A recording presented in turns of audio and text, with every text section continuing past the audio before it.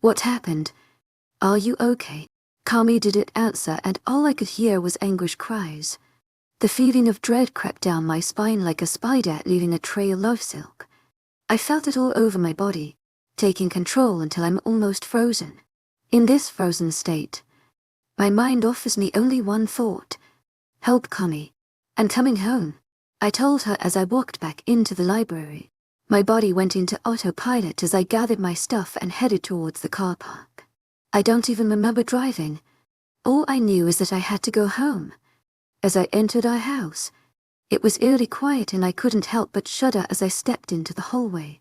Cami, I called out. Where are you? I'm in the kitchen. Cami's voice was hoarse and shook slightly. I walked towards the kitchen. The sound of my shoes hitting the floor seemed to echo in my ear, as if it was on loudspeaker. I wasn't sure what to expect, but my body was preparing itself as my heart started racing and my palms began to feel clammy. I couldn't believe my eyes. I didn't want to. I had never seen anything like this, not even in my worst nightmares. My sister was huddled in the corner of the room, her clothes torn apart, clutching a bloody kitchen knife and her phone. Tears were streaming down her face, her mouth opening and closing as if she was trying to talk, but no sound came out. A man lay on the kitchen floor. A scarlet liquid had drenched his white shirt and had begun to pool all around him. His trousers were around his ankles and he wasn't moving. Thoughts accelerate inside my head, causing everything to hurt. I want them to slow down so I can breathe and process what is in front of me, but they don't. My breaths come out in strangled gasps and my vision starts to blur. The sound of my heart hammering inside my chest was too loud and felt as though it would jump out of my body. The room started to spin. I stumbled backwards towards the ground. Nola, Cami cried out softly, pulling my attention towards her. My horror-filled eyes met hers and I took her appearance in again. I dropped my keys and bag on the floor and with unsteady feet, I walked towards her and gently pulled the knife and phone from her grasp. I put them down on the counter and helped her up. Her trembling figure made my heart clench, and though I had some sort of idea about what may have happened, I didn't want to confirm it just yet. I'm going to fix this. But first, let's get you all cleaned up, I whispered to her. Cami looked at me, her tear-stained face breaking my heart. I killed him. Nola. I killed him. Shh, come on. I supported most of her weight as I helped her up the stairs to her bedroom. Can you tell me what happened? Cami started trembling and tears filled her eyes again. After a few seconds of silence, she started to talk. I couldn't stop him. I tried, Nola. I tried so hard, but he was so strong. I saw the knife and I wanted him to stop. I pulled her into a tight hug. I'll call the police. He tried to hurt you. It was self-defense. Cami stiffened in my arms. We can't. Nola, he's a werewolf. It doesn't matter. It was still self-defense. I tried to reassure her. Cami shook her head and let out a pitiful sob. He's from the visiting pack. He's high up on the ranks. We can't call the police. They would kill her. The alpha of that pack would kill her. We stayed in silence for a few minutes, just holding each other. 𝐊𝐼𝐻𝐿𝐷𝐞𝐝𝐿 Heartfelt thanks for your unfailing patience, 𝐊𝐳𝐬𝐧. I started as I pulled away from her. We're not going to call the police, but we have to clean up. Cami nodded and we went into the bathroom we both shared. Cami started to take her clothes off, letting out little whimpers as she did. Please stay, Cami whispered as she met my eyes. I nodded and motioned for her to sit on the edge of the bathtub. I turned on the taps and water started to fill the bath. Did he actually rape you? Did he? Stop before he actually... I trailed off, unsure of how to ask her and silently praying that he didn't get a chance to. Cami started crying. I tried to stop him. Pain and rage coursed through my body as she confirmed what happened. I'm sorry for asking. It's going to be okay. You're going to be okay. After Cami took her clothes off, or what was left of it, she got into the bath and closed her eyes, whereas mine trailed across her body, lingering on the bite marks and handprint-shaped bruises. The water started to turn a light pink and I looked away. I'm going to get you some clothes. I went into her room and grabbed a pillow and screamed into it. All I felt was anger and pain. How could this have happened? I bit my tongue as I tried to hold back the tears that threatened to leave my eyes. As I thought about what my little sister had gone through, I couldn't hold them back any longer. At first, one small tear escaped, sliding down my cheek and rolling off my chin, then another and another, until my eyes flooded with them and a steady stream of salty tears flowed out. Cami was all I had left. Our parents died when we were young and our paternal uncle took us in. While he and his wife were never said anything, I knew we were a burden to them. They already had 3 children and adding another 2 young children did not make things easier. Before I had turned 18, we had discussed what would happen next, and my uncle and okay with me taking responsibility for Cami. In fact, I think they were a little relieved. Cami was only 2 years younger than me, so it wasn't as difficult as it would have been with someone younger. We decided to move back into our old house in Manchester. I started university and Cami started college. My parents had a little money saved before they died, and my uncle also gave us some money to help us. Our house was mortgage-free, so we didn't have to worry about that, did have to pay other bills.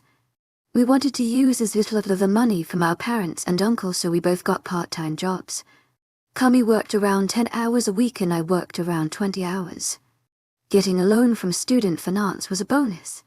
We weren't thriving, but we were doing well in terms of finance. Taking in a deep breath, I wiped my tears away and pulled out some clothes from the wardrobe. I had to be strong for Cami. I had to help her. I knocked on the bathroom door, even though it was open, to alert Cami that I was back. She looked towards me blankly. Come on, I said as I passed her the towel. Let's get you dressed. Cami dressed silently as I drained the tub, watching the light pink water swirl around. What are we going to do now?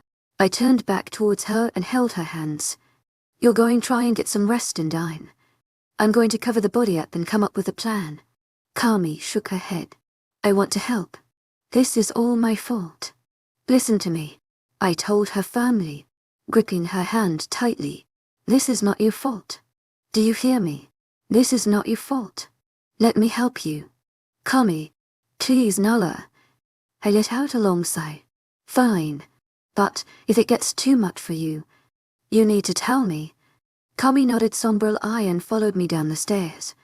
I didn't know what I was supposed to do. Should I Google this? But what if what I search gets traced back to me? I couldn't afford to make any mistakes, so I needed to think this through.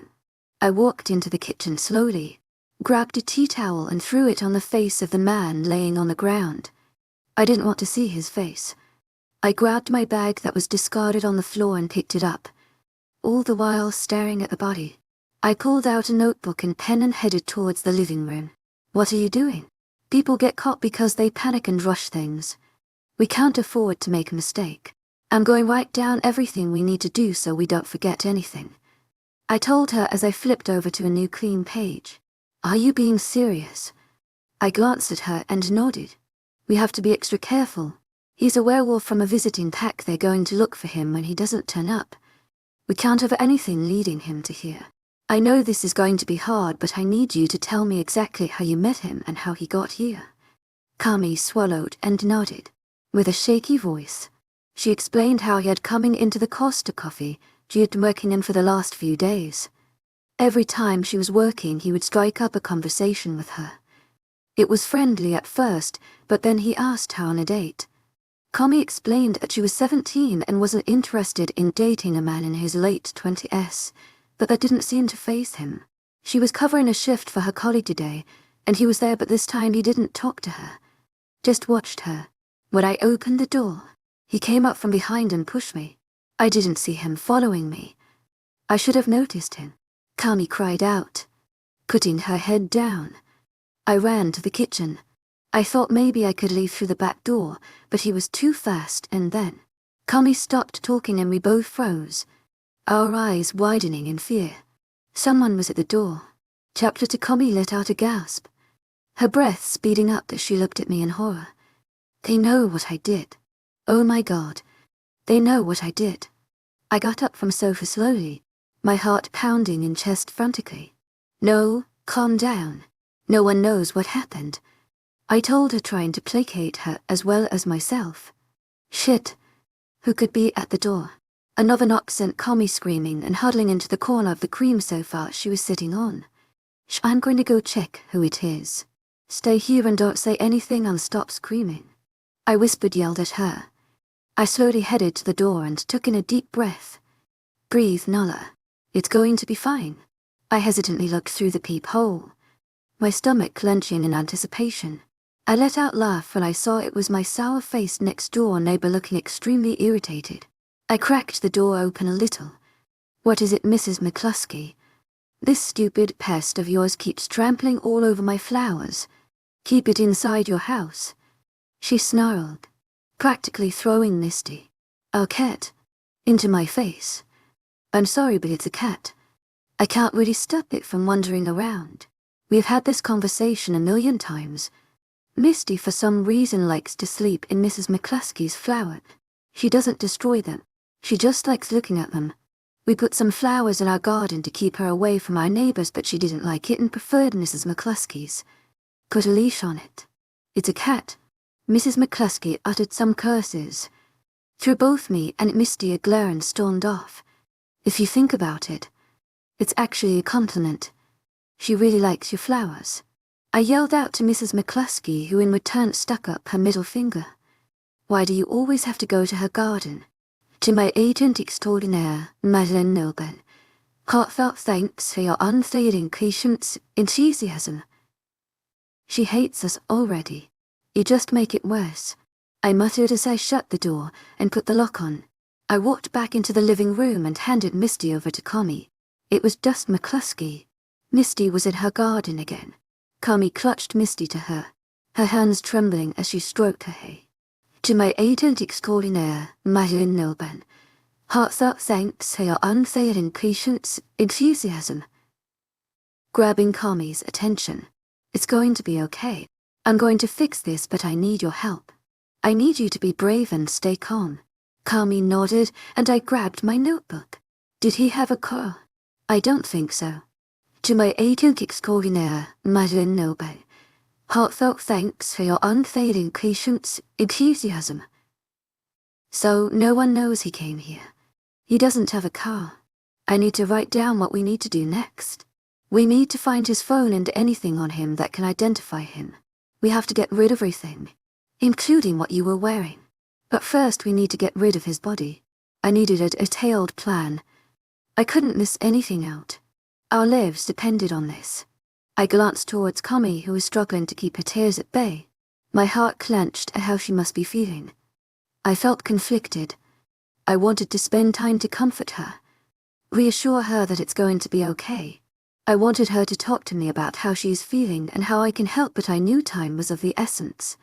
We had a dead werewolf in our kitchen, a werewolf that belonged to one of the deadliest packs in this country. Not only did he belong in that pack, but according to Cami, he had a high rank. How high was he in the pack? I pulled my phone in from my pocket and searched up the visiting the pack. The visiting alpha's name was 𝐿𝐴𝐵, and he was here in our town for pack business and would be leaving in a week or so. Shit.